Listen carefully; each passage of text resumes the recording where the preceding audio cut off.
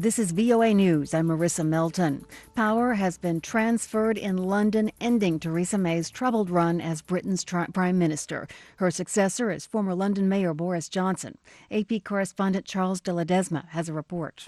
Buckingham Palace has confirmed that Johnson has been appointed as Prime Minister and First Lord of the Treasury, another of the British leader's titles. He visited the palace to meet with the monarch after predecessor Theresa May resigned, failing to secure parliamentary approval for her deal to leave the EU. Johnson will now start work on forming his new administration, but without some leading names. Senior members of former Prime Minister Theresa May's government, including her Treasury Chief Philip Hammond, are resigning as Johnson takes over the job. Charles de Ledesma, London. Former U.S. Special Counsel Robert Mueller testified Wednesday before two congressional committees.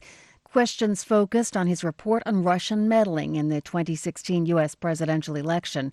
But Mueller disagreed with President Trump's characterization of the probe. More from AP's Sagar Meghani. The president's repeatedly said Mueller's probe exonerated him, but Mueller bluntly told lawmakers he did not clear the president of obstructing the investigation and took issue with the president's characterization. It is not a witch hunt. Over several hours, Mueller seemed determined to stay out of the partisan fight, often giving terse one-word answers as Democrats sought to play up his report's findings. Republicans like Devin Nunes billed it as political theater. It's a Hail Mary attempt to convince the American people that collusion is real. And bashed Mueller's investigators as politically motivated. The White House cast the day's first hearing as an epic embarrassment for Democrats. Sagar Meghani, Washington.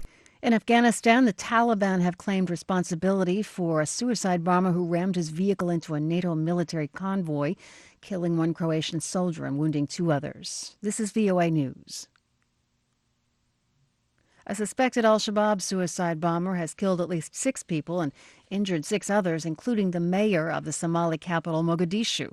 Security officials said the bomber attacked officials meeting at the local government headquarters in Mogadishu on Wednesday.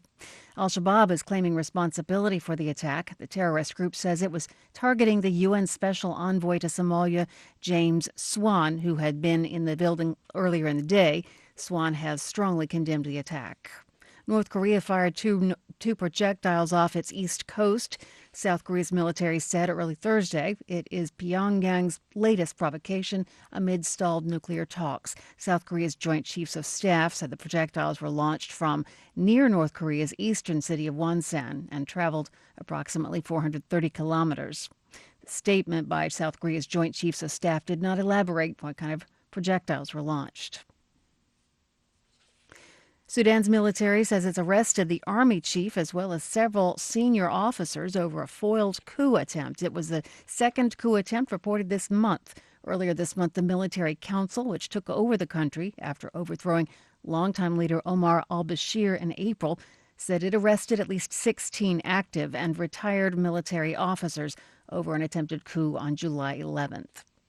And the man who found the Titanic will now try to find Amelia Earhart's plane.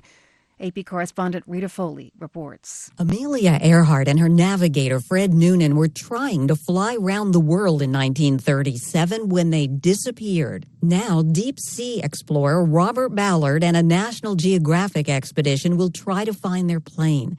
They'll be searching an area in the central Pacific Ocean that's about halfway between Hawaii and Fiji, according to National Geographic. 7 years ago, Robert Ballard talked about how challenging it would be to try to find out what happened to Amelia Earhart. If you ever want a case of finding a needle in a haystack, this is at the top of the list. I'm Rita Foley.